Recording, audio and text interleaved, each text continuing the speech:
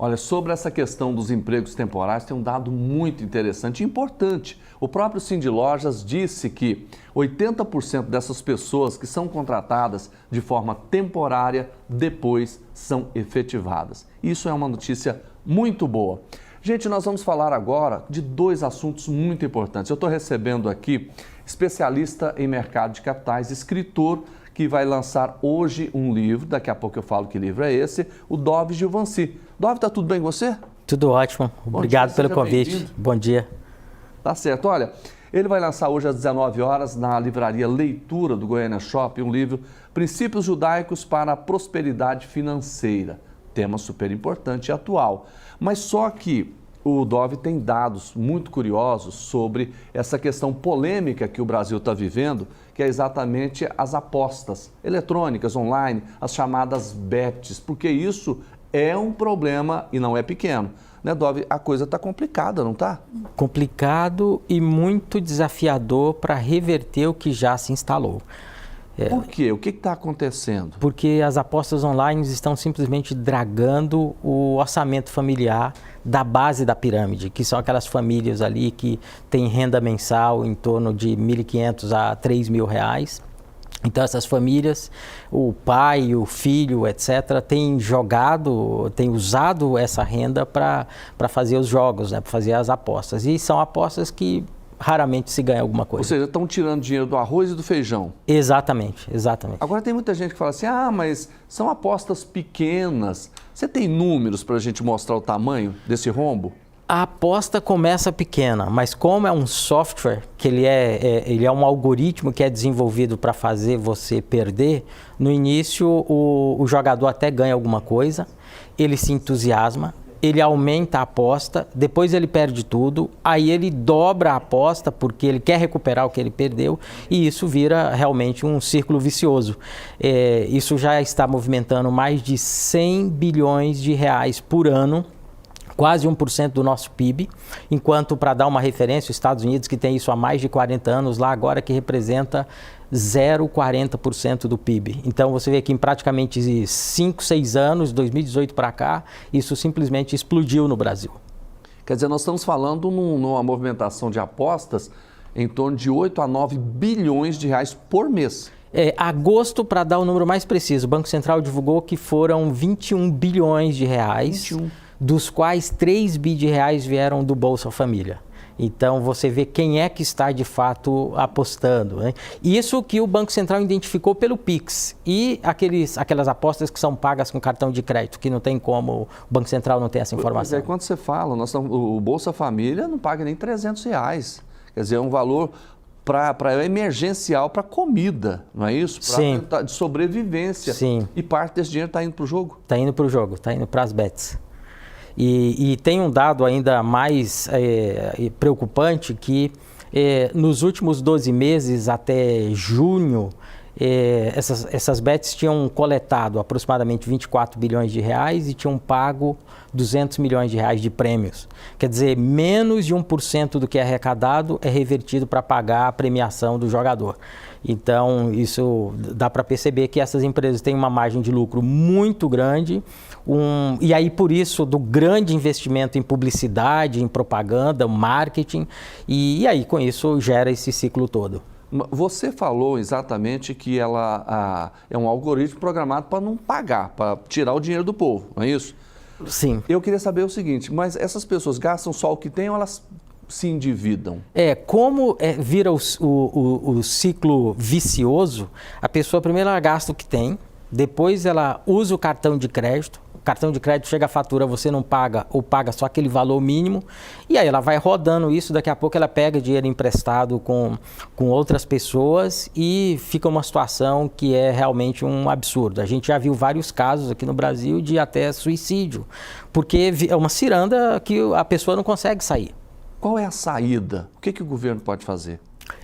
Primeiro, tributação, pode aumentar a tributação, e eu acho que essa é uma forma de, pelo menos, assegurar que, de fato, alguma coisa reverta para a sociedade, que a tributação dessas empresas hoje não chega a 20% do faturamento, então a tributação baixa. Quando você olha, por exemplo, a indústria de tabaco, o cigarro, etc., tem uma tributação altíssima, a bebida alcoólica tem a tributação altíssima.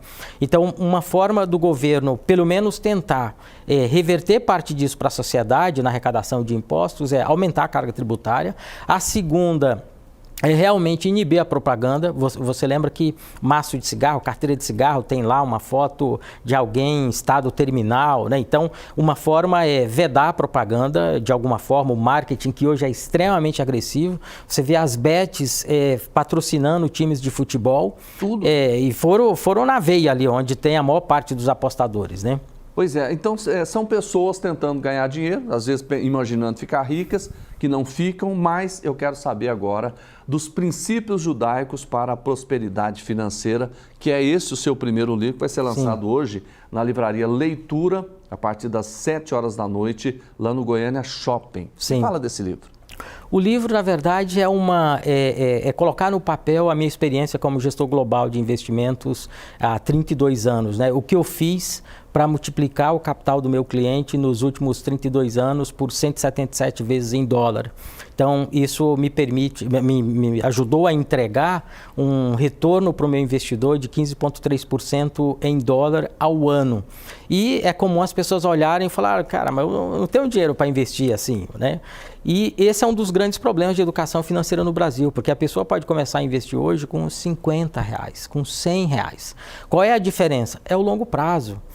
Ninguém vai ficar multimilionário da noite para o dia. Ninguém vai investir 100 e daqui um ano vai ter 2 milhões, né? Então, hoje nós temos muitas opções no Brasil, seja no mercado de capitais, comprando ações de empresas como Vale, Petrobras, Itaú, Bradesco, seja o próprio Tesouro Direto, que é renda fixa, ações, né? Não são um negócio perigoso? Gente, até é comum aqui no Brasil ouvir que a Bolsa é um cassino. Não é verdade. Eu tenho Petrobras, por exemplo, há 33 anos, eu tenho Vale há 27 anos, eu tenho Itaú há 25, Banco do Brasil há 25 anos. Qual é o problema?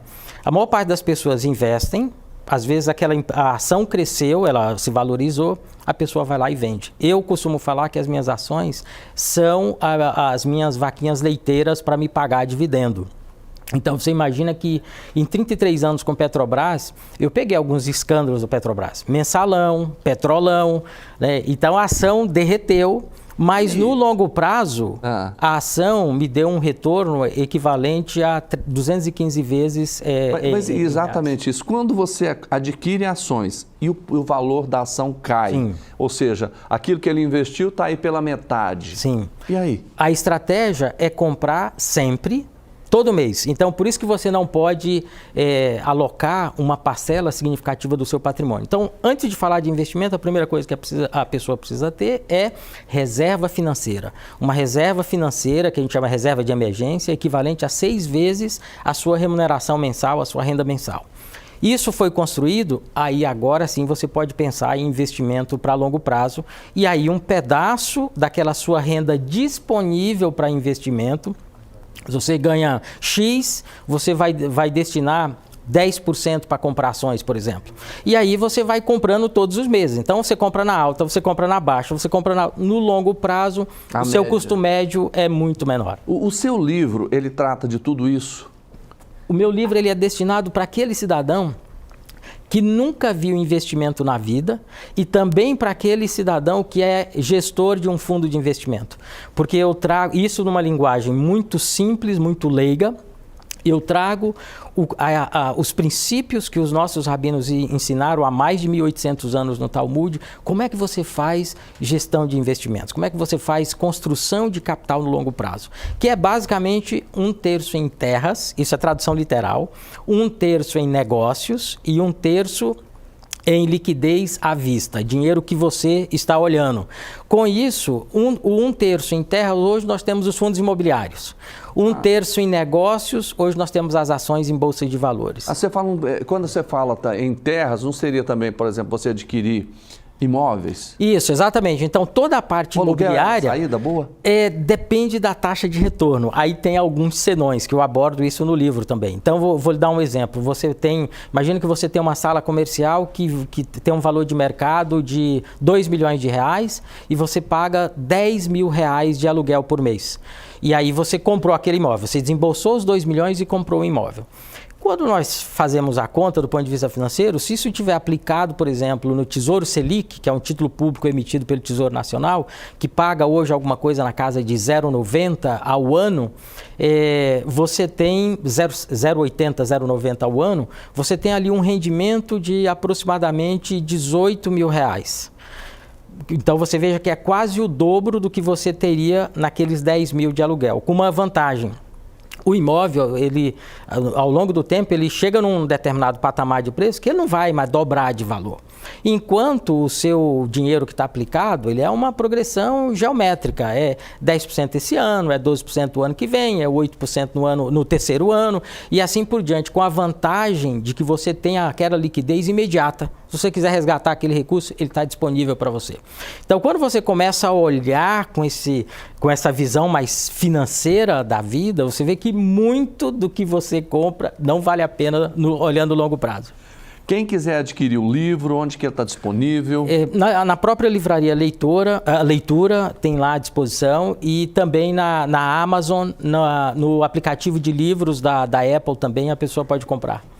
Tá certo, então, princípios judaicos para a prosperidade financeira. O pessoal pode ir lá hoje, né? Pode, são meus convidados, estejam lá comigo, será um prazer recebê-los lá para compartilhar esse momento. E o que é importante para mim é que, ao mesmo tempo que eu abençoo uma multidão de pessoas ensinando o que eu tenho feito ao longo de 32 anos, o recurso da venda do livro é destinado para uma instituição judaica em São Paulo, chamada Teniad, que é uma instituição que cuida dos velhinhos, dos idosos judeus que tem em São Paulo. São Paulo tem aproximadamente 85 mil judeus, então esse recurso, quando você compra o livro, você está ajudando essa instituição e também a outra instituição que eu apoio no Brasil, que é Amigos do Bem, que é uma instituição que cuida de famílias no Nordeste, que faz um trabalho maravilhoso.